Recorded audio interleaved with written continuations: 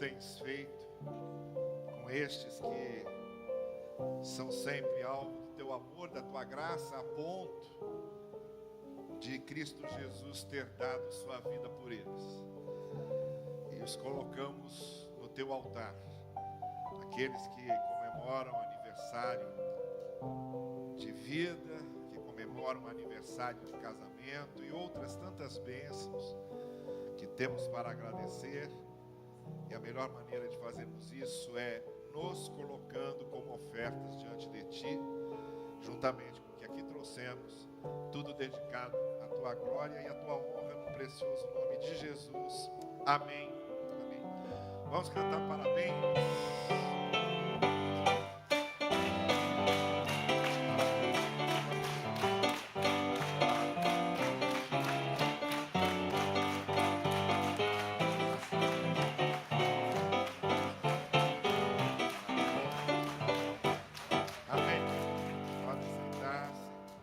Abençoe vocês.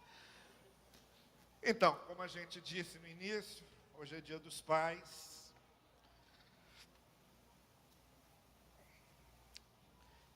E as nossas crianças vão celebrar, comemorar e agradecer a vida dos nossos pais.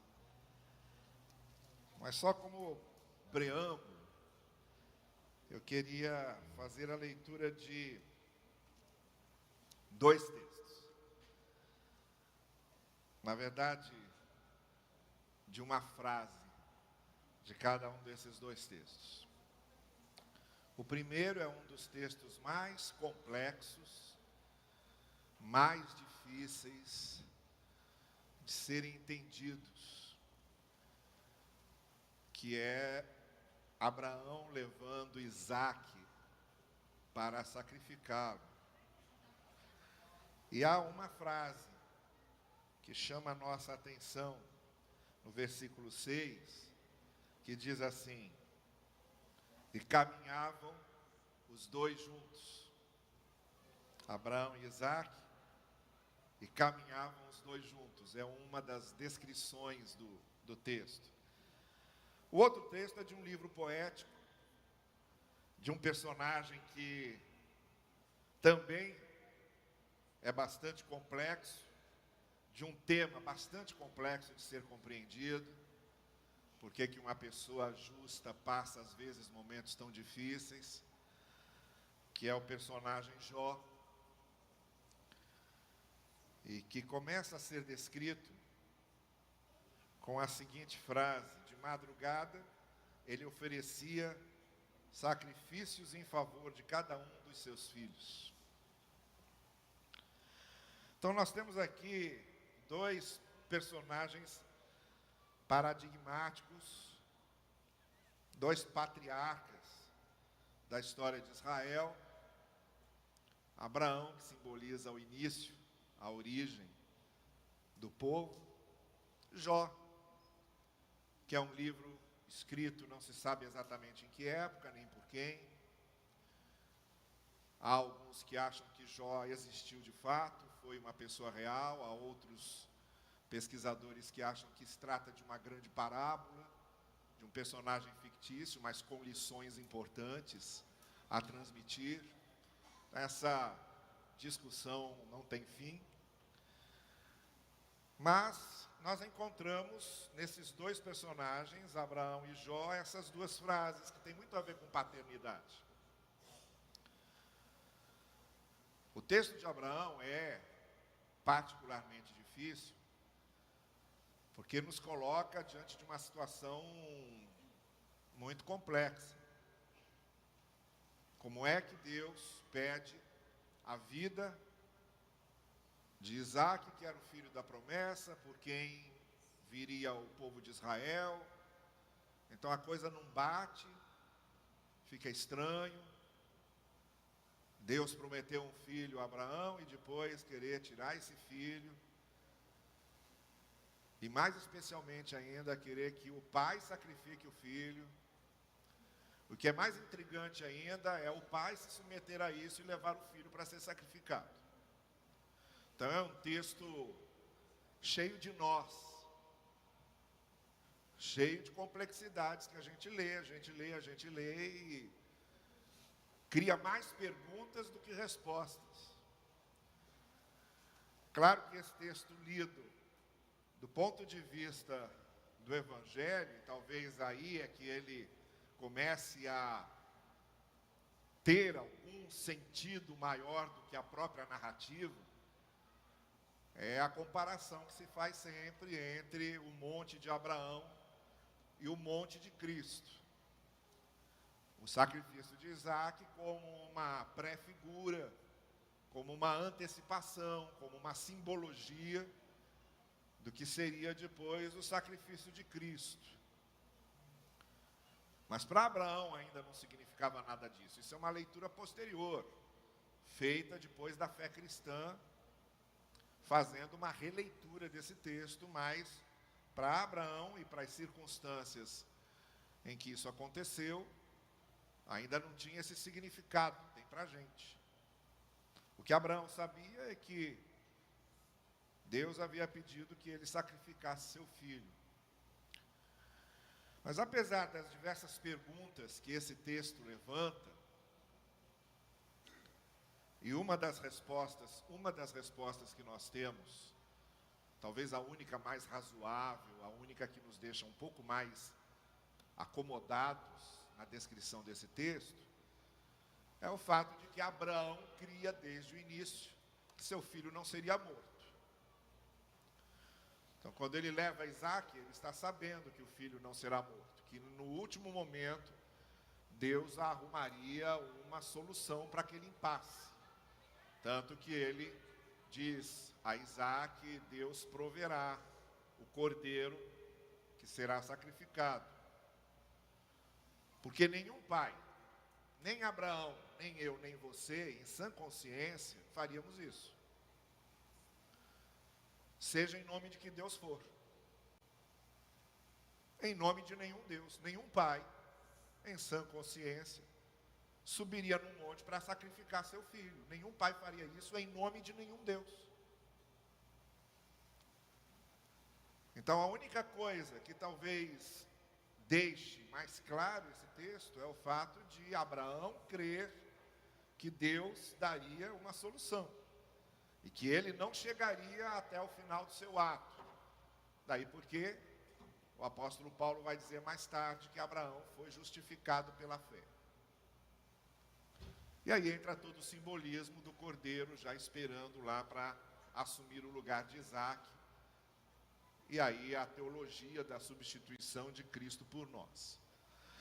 Mas isso é outra história. A frase que eu quero mencionar aqui nessa descrição dramática desse texto, que é uma descrição dramática, é o fato de que Abraão e Isaac caminhavam juntos. A observação que é feita aqui, para nós hoje, se torna muito importante. Pai é aquele que caminha junto com seu filho, por vários motivos.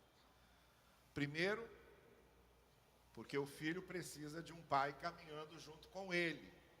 Tem essa necessidade, imprescindível, indispensável. Crianças precisam de pais caminhando com elas, no seu processo de aprendizagem, de desenvolvimento, de educação.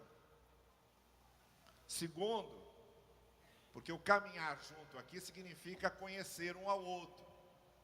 Caminhar junto significa conhecer-se reciprocamente, mutuamente. Pai precisa conhecer o filho, e só conhece o filho caminhando com ele. Filho precisa conhecer o pai, só conhece o pai caminhando com ele. Caminhada é um deslocamento contínuo, permanente, em que os dois vão se conhecendo, e isso é a base de uma relação entre pai e filho. Conhecer-se mutuamente, conhecer-se cada vez melhor. Porque apesar do fato de serem pai e filho, são duas pessoas diferentes. E precisam se conhecer. Um pai terá muito mais facilidade de dialogar com o filho, não porque seja pai, mas porque conhece o filho. E um filho terá cada vez mais facilidade de dialogar com o pai, não porque seja filho, mas porque conhece o pai. E caminhavam juntos, muito especialmente, porque não sabiam o que ia acontecer. Nem Abraão sabia ao certo o que ia acontecer, nem Isaac sabia ao certo o que ia acontecer. E essa é a nossa situação. A gente vive uma vida que a gente não sabe o que vai acontecer. A gente não sabe o dia de amanhã. A gente não sabe o que a gente vai passar. A gente não sabe quais serão as alegrias e as tristezas. A gente não sabe quais serão as vitórias e as derrotas.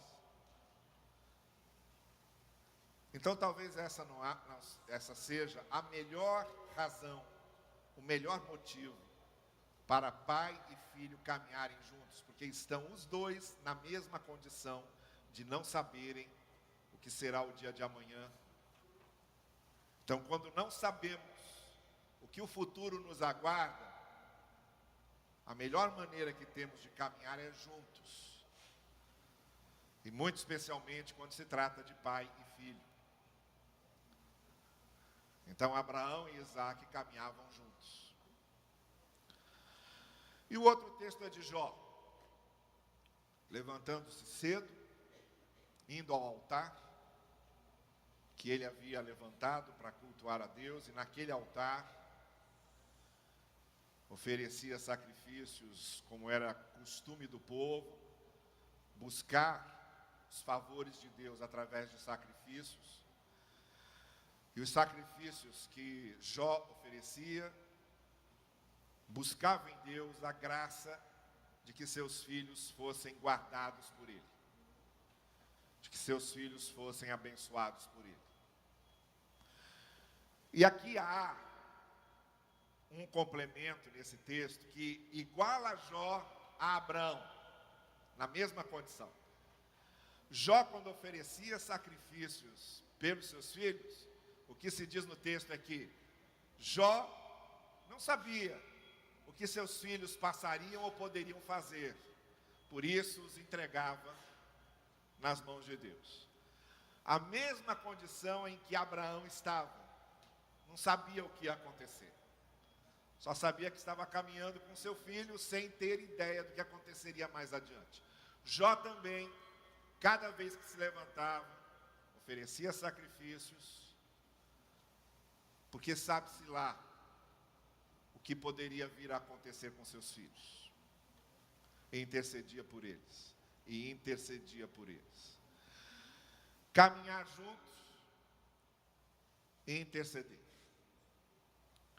Duas posturas indispensáveis na condição da paternidade. Nós precisamos caminhar juntos com nossos filhos e constantemente colocar a vida dos nossos filhos no altar do Senhor, intercedendo por eles, por vários motivos, mas principalmente porque nós não sabemos o que será o amanhã. O futuro é completamente desconhecido. E diante de um futuro desconhecido, a gente caminha junto com os filhos e a gente intercede pelos filhos. A gente vai continuar sem saber o que o futuro tem, mas a gente vai caminhar com mais segurança para lá. Que o Senhor abençoe cada pai nessa manhã, que cada pai caminhe com seus filhos, intercedendo junto com eles, e que cada filho reconheça como é importante caminhar com seus pais, e como é importante saber que seus pais colocam suas vidas no altar do Senhor todos os dias, e que assim, diante de um futuro que não sabemos qual será, uma coisa nós sabemos: seja qual for o futuro, estamos caminhando juntos e Deus caminha junto conosco. Que o Senhor assim